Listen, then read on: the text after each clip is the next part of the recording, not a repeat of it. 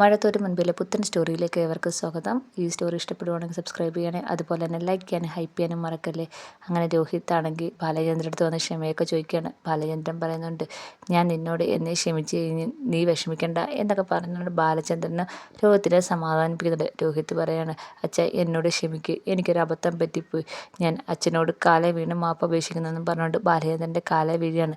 അതൊക്കെ കാണുമ്പോൾ ബാലചന്ദ്രന് ഭയങ്കര സങ്കടം വരുന്നുണ്ട്. നീ വിഷമിക്കണ്ടടാ എന്നും പറഞ്ഞുകൊണ്ട് രോഹിത്തിനെ ചേർത്ത് പിടിക്കുകയാണ് ബാലചന്ദ്രൻ. അത് കാണുമ്പോഴത്തേക്ക് ബബിതയ്ക്കും അതുപോലെ അലീനയ്ക്ക് കൃഷ്ണമുഖമൊക്കെ ഭയങ്കര സങ്കടമാവുന്നുണ്ട്. അതിനുശേഷം ബബിത പറയാണ്, ഇതാ നിനക്ക് ഈ അനിയത്തിമാരോട് എന്തെങ്കിലും പറയാനുണ്ടോ എന്ന് ചോദിക്കുകയാണ്. അപ്പം രോഹിത്താണെങ്കിൽ അനിയത്തിമാരോടത്തോട്ട് വരികയാണ്. അപ്പം അവരോട് ക്ഷമ ചോദിക്കുകയാണ്. അത് കേൾക്കുമ്പോഴത്തേക്ക് ബബിതയ്ക്കും കൃഷ്ണമൊക്കെ ഭയങ്കര സങ്കടം വരുന്നുണ്ട്. കൃഷ്ണമ്മോട് രോഹിത്തിൻ്റെ തോളിലേക്ക് ഇങ്ങനെ ചാഞ്ഞടക്കുകയാണ്. അപ്പോൾ ബബിത പറയാണ്, രോഹിയേട്ടൻ ഞങ്ങളോട് ക്ഷമയൊന്നും പറയണ്ട, എനിക്കറിയാലോ രോഹിയേട്ടൻ്റെ അവസ്ഥ എന്ന് പറയാണ്.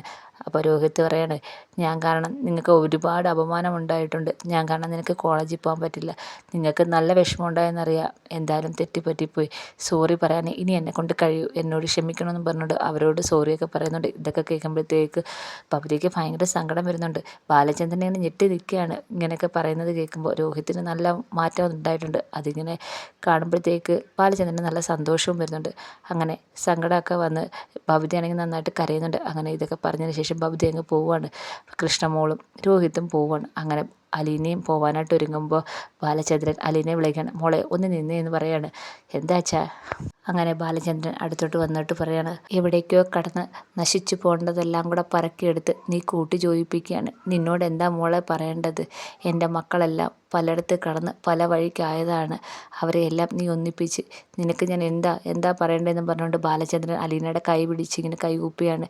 എനിക്ക് നിന്നോട് നന്ദി മാത്രമേ പറയാനുള്ളൂ, മൂക്ക് ഞാൻ എന്താ തരേണ്ടതെന്നും പറഞ്ഞുകൊണ്ട് ഇങ്ങനെ കൈ കൂപ്പുകയാണ്. അപ്പോൾ ഉടനെ അലീന പറയാണ്, അച്ഛൻ എന്താ ഈ കാണിക്കുന്നത്?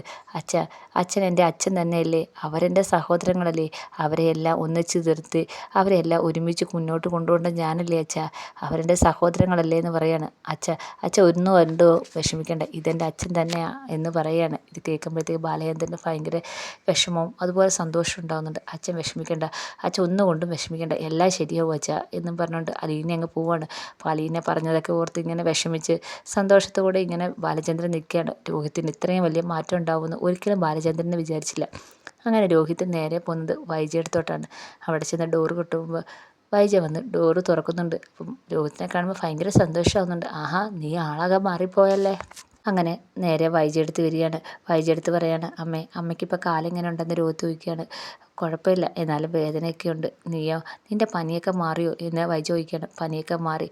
എന്നിട്ട് രോഹിത്ത് പറയാണ്, എനിക്കൊരബദ്ധം പറ്റിപ്പോയതാ, ഞാൻ അറിഞ്ഞുകൊണ്ട് ചെയ്തതല്ല, അമ്മ എന്നോട് ക്ഷമിക്കുമെന്ന് പറയാണ്. ഞാൻ കാരണം അമ്മയ്ക്ക് ഒരുപാട് അപമാനമൊക്കെ ഉണ്ടായെന്ന് എനിക്കറിയാം, എന്നാലും ഞാൻ അമ്മയോട് ക്ഷമ യാചിക്കുന്നതെന്ന് വൈജയടുത്ത് പറയാണ്. അപ്പോൾ വൈജ പറയാണ്, ഞാനതൊന്നും വലിയ കാര്യമായിട്ട് എടുത്തിട്ടില്ല, നിൻ്റെ കഷ്ടകാലത്തിന് അങ്ങനെയൊക്കെ സംഭവിച്ചെന്ന് ഞാൻ വിചാരിക്കുന്നുള്ളൂ, പോട്ടെ, ഇനി നീ പഴയതുപോലെ ആവണമെന്ന് പറയാണ്. ഇതേപോലെ ഒരു കുരുക്കിലും ചെന്ന് ചാടലെന്ന് പറയാണ്.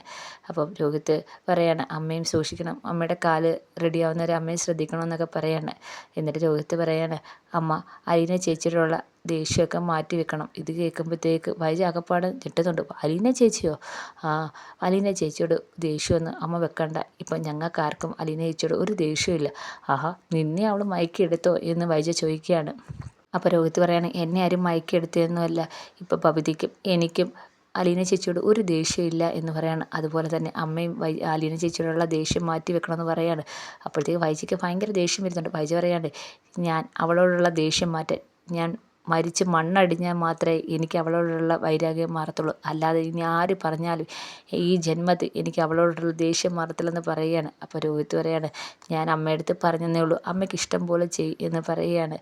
അങ്ങനെ രോഹിത്ത് അവിടെ നിന്ന് പോവുകയാണ്. ഇതൊക്കെ കേൾക്കുമ്പോഴത്തേക്ക് വൈജയ്ക്ക് നല്ല ദേഷ്യം വരുന്നുണ്ട്. കാരണം രോഹിത്തിന് മാറ്റം വന്നെന്നുള്ള കാര്യം വൈജയ്ക്ക് മനസ്സിലാവുന്നുണ്ട്. അപ്പം മക്കളെല്ലാം തൻ്റെ അടുത്ത് നിന്ന് അകന്നു പോകുകയാണെന്ന് വൈജയ്ക്ക് നന്നായിട്ട് ബോധ്യമാവുന്നുണ്ട്. അങ്ങനെ രോഹിത്ത് പൂർണ്ണമായി മാറിക്കഴിഞ്ഞെന്ന് വൈജയ്ക്ക് മനസ്സിലായി. അതിനുശേഷം അലീനയാണെങ്കിൽ സാധാരണ പോലെ അടുത്ത ദിവസം അടുക്കളയിൽ നിന്ന് ജോലി ചെയ്യാണ്. നന്നായിട്ട് വയ്യ, പനിയൊക്കെ പിടിച്ച് ആകപ്പാടെ ഒരു വല്ലാത്ത അവസ്ഥയാണ്. അങ്ങോട്ടേക്ക് കൃഷ്ണമോള് വരികയാണ്. അപ്പം അലീന ചേച്ചി എന്താ താമസിച്ചോ, രാവിലെ എണീക്കാന്ന് ചോദിക്കുകയാണ്. അപ്പം അലീന പറയാണ്, രാവിലെ എണീക്കാൻ താമസിച്ച്, എനിക്ക് കുറച്ച് വയ്യായിരുന്നു മോളെ എന്ന് പറയുകയാണ്. അപ്പം കൃഷ്ണമോള് പെട്ടെന്ന് വന്ന് അലീനയുടെ നെറ്റിയിലൊക്കെ കൈവച്ച് നോക്കിയിട്ട് പറയും, ചൂടൊക്കെ ഉണ്ടല്ലോ ചേച്ചിക്ക് എന്താ പറ്റി എന്ന് ചോദിക്കുകയാണ്. എന്തോ പറ്റിയെന്ന് പറഞ്ഞൂടെ, പനിയാണെന്നാണ് തോന്നുന്നത്, രാവിലെ ഒട്ടും എണീക്കാൻ വയ്യായിരുന്നു, അതാ താമസിച്ച് പോയെന്ന് പറയുകയാണ്. അപ്പോഴത്തേക്ക് ഇവർ രണ്ടുപേരും പനിയെ കാര്യങ്ങളൊക്കെ പറഞ്ഞുകൊണ്ടിരിക്കുകയാണ്. ചേച്ചി ഇന്ന് റെസ്റ്റ് എടുക്കും, നമുക്ക് പുറത്തുനിന്ന് എങ്ങനെ ഫുഡ് വാങ്ങിക്കാം, അല്ലെങ്കിൽ ഞാൻ ചെയ്തോളാം എന്നൊക്കെ കൃഷ്ണമോള് പറയുകയാണ്. വേണ്ട ഇതൊക്കെ ഞാൻ ചെയ്തോളാം, മോള് ചെയ്താലേ ശരിയാവത്തില്ല എന്ന് പറയുകയാണ്. ചേച്ചിക്ക് പനിയായിട്ട് ചേച്ചി റെസ്റ്റ് എടുത്തോളാം എന്നൊക്കെ പറയുകയാണ്. ബാക്കിയൊക്കെ ഞങ്ങൾ ചെയ്തോളാം എന്ന് പറഞ്ഞിട്ട് കൃഷ്ണമോൾ അങ്ങോട്ട് പോകണം. അപ്പം ബബിത അങ്ങോട്ട് വരികയാണ്. ആർക്കാ വയ്യാത്തതെന്ന് ചോദിക്കുകയാണ്. അത് അലീന ചേച്ചിക്ക് വയ്യ, പനിയുണ്ടെന്നാണ് പറയുന്നതെന്ന്. അപ്പോൾ ഉടനെ ബബിതയാണെങ്കിൽ നേരെ അലീന അടുത്തോട്ട് വരികയാണ്. ആണോ, പനിയുണ്ടോ? അപ്പം അലീന പറയാണ്, വയ്യായ്മയുണ്ട്, അത് രാവിലെ എണീക്കാൻ താമസിച്ചത്, ഇപ്പം എല്ലാം റെഡിയാവും, കുറച്ച് സമയം എടുത്താൽ മതി എന്ന് പറയാണ്. അപ്പം ബബിത പറയാണ്, വയ്യാങ്കിൽ ഒന്നും ചെയ്തില്ലെങ്കിലും കുഴപ്പമില്ല, പുറത്തുനിന്ന് വാങ്ങിക്കാമെന്ന് പറയാണ്.